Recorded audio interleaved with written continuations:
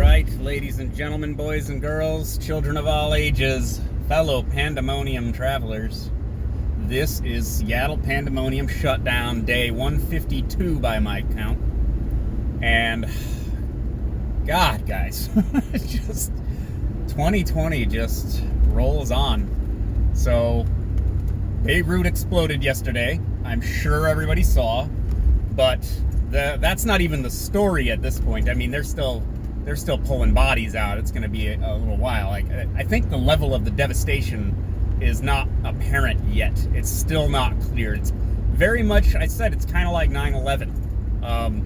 You just watch it unfold, and it just, like, in the course of one whole day, the city was just annihilated by a giant explosion, right?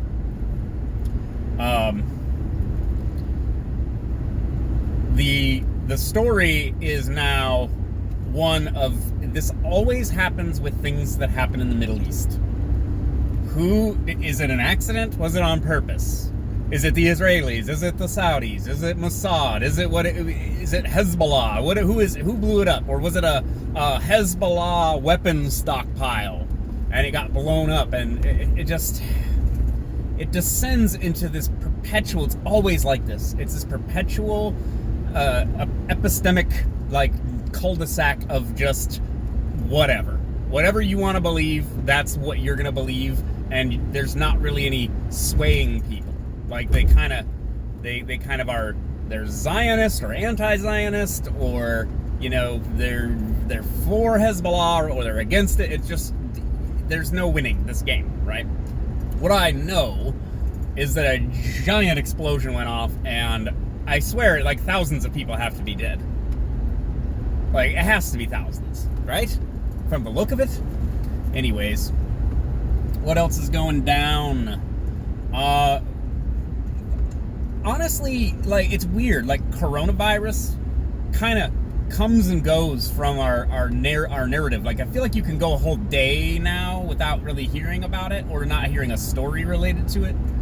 So there's not really much to update. It's like it continues to get continue to get new cases, and the cases are apparently excessive for our model for reopening, for the reboot. So we continue to be, like, I've said this before, I think we're supposed to be like phase 2 in King County right now. But, like, I think we're more like stage 2.5, 2.75, like, probably closer to 3 in reality, but the governor can try to decree whatever he wants. We had the election yesterday. I've not yet looked at results. I'm not sure I care. I know there was a whole bunch of, like, various Republicans running for all kinds of seats, and in, like, the 2016 ballot, I don't think there were any Republicans on it at all. So that tells you something. What else is going down? Miley Cyrus is getting a new album, or dropping a new album, or whatever. Rebranding herself as, like, she kind of rebranded herself as, like, a cute girl next door, Avril Lavigne kind of thing. Because, you know, people aren't allowed to ever grow up. What else was happening? I reviewed some of my notes. Oh, well, Joe Biden, creepy, sleepy Uncle Joe. This guy is the hope for the Democratic Party. I'm frightened. Another gaffe today. He basically avoided answering the question about whether he was going to take a cognitive test. Like, he said, why would I take a cognitive test? Are you going to take a cognitive test? And it's like, Trump did it, now that's the standard. You know, everyone made a big deal out of camera person television or whatever. Oh, Trump's losing his mind. Okay, let's see Joe take the same fucking test and forget halfway through. But the proposal today, they put out on his Twitter. I say they put out on his Twitter. Like, I believe Trump is writing his own tweets. I don't think that Joe is writing his own tweets. He put out this gun control platform for banning AR-15s and shit, and it's just astonishing. Like, after the last 6 months in this country, millions of new gun owners, everyone hiding, cowering in fear in their houses as cities burn. And your priority, not only misguided, but also, again, generally unworkable plan, is to buy back or ban the sale of guns that are some of the most popular in the entire world. Right. That's what America needs right now. That's an important part of a president's platform right now, is taking away guns. Oh, we're also going to defund the police. What? Like, pick one. If you want the citizenry to defend themselves and not have law enforcement out here abusing people, then we must have the means to defend ourselves. And a whole bunch of people already have AR-15s and AKs and various other, semi-automatic rifles. This is just asinine garbage. It's like they're trying to lose the election. Now, I don't even know what that means. Why would they be trying to lose the election? Because this is all kayfabe? In case you don't know, kayfabe is how pro wrestlers act like they're adversaries and that they don't like each other, but they go back in the locker room and they're like, oh man, that was you did a good body slam. That one looked really good for the crowd. And they're like, yeah. And then the next season they're on the same team and they're opposed to someone else that they now claim that is their enemy. Okay, fake performative opposition, right? Is that what's happening here? Like, is this... Like, I can't really get there with that. I know people say this a lot, and there's probably some element to it, like they battle each other in public, but they laugh at you behind your back in private, right? There's some cooperativeness there is some fake performative opposition publicly, but this would all be more functional. Like, I don't think they would be able to keep the secret that they want this all to be this way. When I say they, I mean like Congress and the media. They kind of go hand in glove sometimes. Sometimes they do. But I feel like you wouldn't be able to keep it a secret if people were like, yeah, no, we're letting Biden tank so that we somehow beat Trump with the... Like, it doesn't make any sense because you're still keeping the party out of power, and the party backing the candidate who's proposing bad legislation makes the whole party look bad. So, like, I can't really quite get there with it, with the kayfabe argument. But other than that, I mean, I don't understand. Like, gun control, out of all the problems we have right now, a restriction of our Second Amendment right, that's the hill to die on in this campaign. You're going to run on that.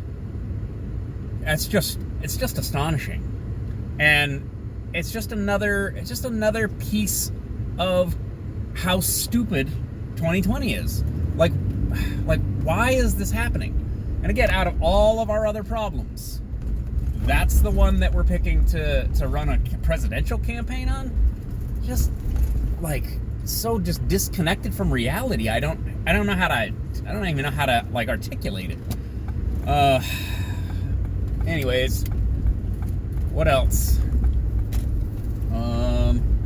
Oh yeah, well, so in line with the Beirut thing, apparently there's like a bunch of other things that have been like burning and exploding across various countries in the Middle East right now.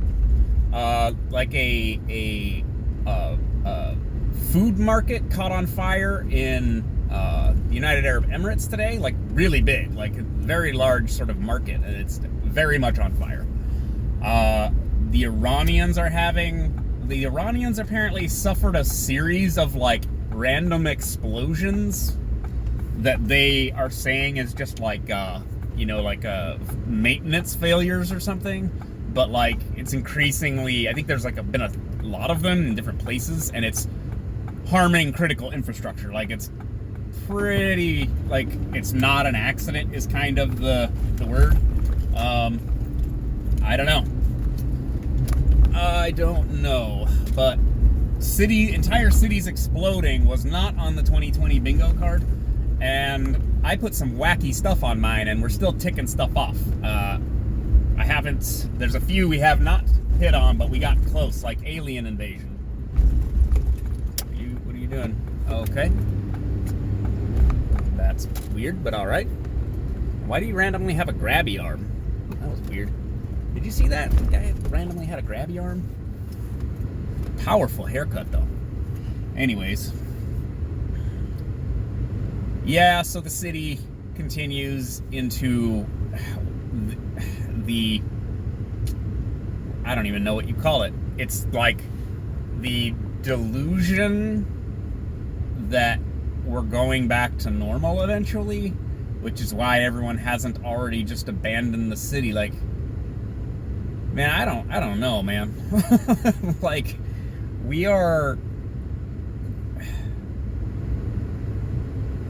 It's like, I don't know... I've said this before. This is part of the pandemic Groundhog Day. It's just, I don't think people fully appreciate the severity of the situation that we're in. I mean, think about running a restaurant right now. You own a restaurant. You have a lease on a restaurant, a space that you run a restaurant out of.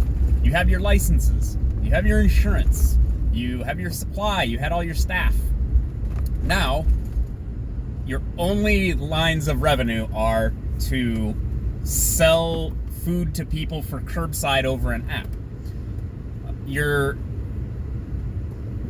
not getting impulse purchases. You're not getting, extra like desserts and things. You're not getting those extra bottles of wine. You're not getting the tips aren't flowing to the wait staff that then also often are shared with back of the house. So you're not getting all that extra revenue going out into people's pockets, right?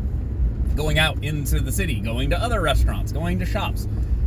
You can't maintain a lease and maintain a property in a city with no revenue. Like, in a normal functioning economy, oftentimes these places operate on fairly thin margins, to be quite honest. Like, it's a little tight. But they stay in business because they are making enough profit that it's still worth it to them. Maybe they're killing it, I don't know, but now you're not. And then all those retail staff are no longer there. Where are they going to get jobs? I mean, everybody can't become a landscaper or a private security or go become nurses in a short period of time, like to become essential. And what, we're going to wait for another federal bailout?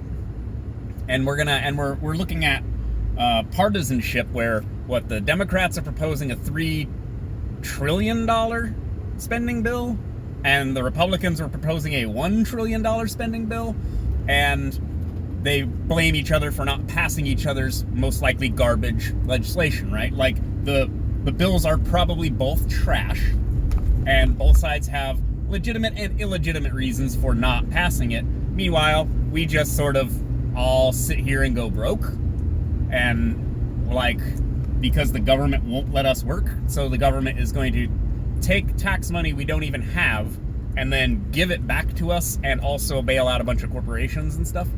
I mean, that seems like that's what the plan is, which is basically UBI. See, there's Seattle.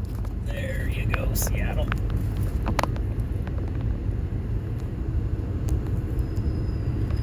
Just classy. Just stay classy. God, I should get out of here. I should get out of here. I can escape to the free zone almost any time if I really want to. But like I've said before, life is complicated and we don't solve problems by running away, all right? I'm trying to stick around here and help you people with this, which is why I might run for mayor. And I'm only kind of kidding. If you guys tell me to do it, I'll do it. I'll file paperwork and do the whole thing. Might as well. Might run on none of the above, Anyways, suppose that's enough for me for one day. I will talk to you again tomorrow. Assuming we make it that far. It's 2020, you can never tell. Bye.